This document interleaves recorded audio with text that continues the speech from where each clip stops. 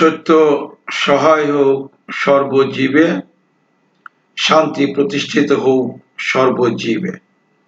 সম্মানিত সুধী, যারা মুর্শিদ হতে চান তাদের জন্য আমার এই ধারাবাহিক কার্যক্রম।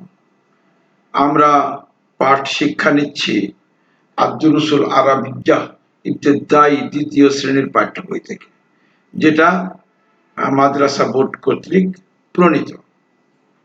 তো আসুন আমরা সরাসরি পাঠে চলে যাই। তো পাঠ হলো আজকে, এখন পাঠ হচ্ছে তাদরিবাতুন, অর্থাৎ অনুশীলনী। তো অনুশীলনী বলতেছে উজিবু মানে উত্তর দিই, আনিল আসিলাতি অর্থাৎ প্রশ্নের, আসিলাতি তালিয়াতি অর্থাৎ নিম্নলিখিত প্রশ্নগুলির উত্তর দিই বা নিচের প্রশ্নগুলির উত্তর দিই। তো এখানে কি প্রশ্ন করছে? মা, মা মানে কি? এই আলিফটা উচ্চারণ হবে না, সরাসরি এখানে চলে আসতে। মাসমু, মাসমু নাম কি?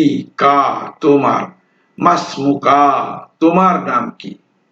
মা নাম, ইসমু মা কি, ইসমু নাম, কা তোমার, মাসমুকা তোমার নাম কি? তাহলে এখানে বলতে হবে ইসমি, নিজের নামটা এখানে লিখে দিতে হবে। আরেকটি প্রশ্ন করছে ফি মানে মধ্যে, আইয়ি মানে কোন, সাফিন, সাফিন মানে শ্রেণীতে, শ্রেণী, তাদরুসু তুমি পড়ো, তাদরুসু মানে তুমি পড়ো। তাইলে ফি আইয়ি সাফিন তাদরুসু, তুমি কোন শ্রেণীতে পড়ো? তো এখানে আপনি যে শ্রেণীতে পড়েন সেটি বলবেন। আনা আদরুসু ফিসানি, আনা আদরুসু ফিসানি। এখানে বলতেছে কাইফা, কাইফা মানে কেমন, হালু, হালু মানে হাল, হাল মানে অবস্থা, কা মানে তোমার, কাইফা হালুকা তোমার তুমি কেমন আছো? তো বিখাইরি আলহামদুলিল্লাহ, এখানে জবাব বিখাইরি আলহামদুলিল্লাহ, আল্লাহর প্রশংসা উপাস্যের, ভালো আছি। আরবিতে তোমার পরিচয় দাও। আরিফ, আরিফ নাফসাকা বিল আরাবিয়াতি, আরবিতে তোমার পরিচয় দাও। আকরাউ ওয়াক্তুবু, পড়ি ও লিখি। তো এখানে আরবিতে আপনি আপনারটা বলবেন, যেমন আনা সালমা, তো এখানে আপনি যদি আপনার নিজের নাম বলবেন, আদরুসু ফিসানি, আমি দ্বিতীয় শ্রেণীতে পড়ি, এই তো হয়ে গেল। তো এরপরে আমরা এখন যে পাঠটি করব সেটা আদ-দারসুর রাবিউ অর্থাৎ চতুর্থ পাঠ। আদ-দারসুর রাবিউ চতুর্থ পাঠ। দর্শ মানে পাঠ, রাবিউ মানে চতুর্থ বা চার। আলামু বিলাদি, আলামু মানে পতাকা, বিলাদি মানে দেশ, ই মানে আমার, বিলাদি, বিলাদি আমার দেশের পতাকা। তো এই আমার দেশের পতাকা একটি ছড়া। তো এই ছড়াটি আমরা পড়ব, পড়ার আগে আমাদের কতগুলো শব্দার্থ আছে। মানিল মুফরাদাতি অর্থাৎ কিছু শব্দের অর্থ এখানে আছে, শব্দ ভান্ডারের থেকে কিছু শব্দার্থ। তো আসুন আমরা শব্দার্থ বা শব্দের অর্থগুলি জানি। আল আল কালিমাত অর্থাৎ শব্দ, এখানে আছে শব্দ আর এখানে আছে অর্থ। তো আলামুন, আলামুন মানে পতাকা, আলামুন, আলামুন মানে পতাকা। খায়রুন, খায়রুন মানে কল্যাণ, খায়রুন, খায়রুন মানে কল্যাণ। আখদারু মানে সবুজ, আখদারু মানে সবুজ, আখদারু মানে সবুজ। ইজ্জাতুন মানে সম্মান, ইজ্জাতুন মানে সম্মান। আহমারু মানে লাল, আহমারু মানে লাল। নিমাতুন মানে অনুগ্রহ, নিমাতুন মানে অনুগ্রহ। জাহাদাতুন মানে ত্যাগ, জাহাদাতুন মানে ত্যাগ। তারপরে বিলাদুন, বিলাদুন মানে দেশ, বিলাদুন মানে দেশ।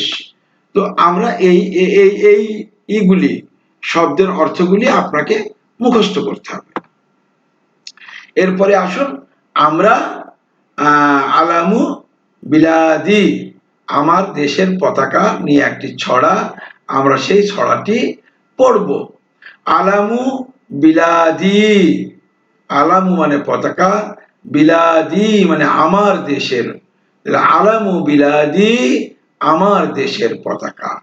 আলামুন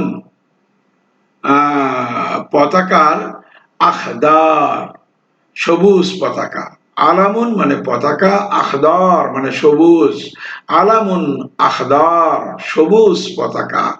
ফি মানে মধ্যে, হি মানে তার, ফি হি তার মধ্যে, আহমার মানে লাল, তার মধ্যে লাল আছে। আলামু পতাকা, জাহাদাত মানে ত্যাগ, আলামু জাহাদাতু ত্যাগের পতাকা, আলামু জাহাদাতু ত্যাগের পতাকা।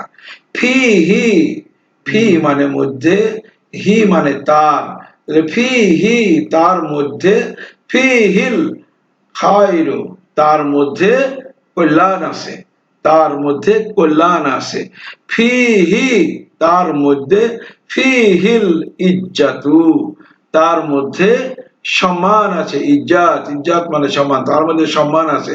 ফি হিল তার মধ্যে ক্ষুদ্রাত তার মধ্যে সবুজ আছে, ফি হিল ক্ষুদ্রাত তার মধ্যে সবুজ আছে। রামজুন নিমাতি, রামজুন নিমাতি, রামজুন মানে হলো পতাকা, রামজ মানে পতাকা, আর নিমাতি অনুগ্রহ, তাহলে অনুগ্রহের অনুগ্রহের প্রতীক। রামজুন মানে প্রতীক, পতাকা না, সরি প্রতীক। রামজু মানে প্রতীক, আর নিমাতি মানে অনুগ্রহ, রামজুন নিমাতি অনুগ্রহের প্রতীক। আর আলামু বিলাদি আমার দেশের পতাকা, আলামুন আখদার, আলামুন আখদার তাইলে সবুজ পতাকা। তো এ পর্যন্ত আমরা পড়া শেষ করলাম। তো এর আমরা শব্দার্থ এখানে আছে, শব্দার্থগুলি আপনারা সুন্দরভাবে এই শব্দার্থগুলিকে মুখস্থ করবেন। তারপরে এখানে তাদ্রিবাতুন অর্থাৎ অনুশীলনী, পড়ি ও লিখি, মানে আকরাউ আক্তবু পড়ি ও লিখি।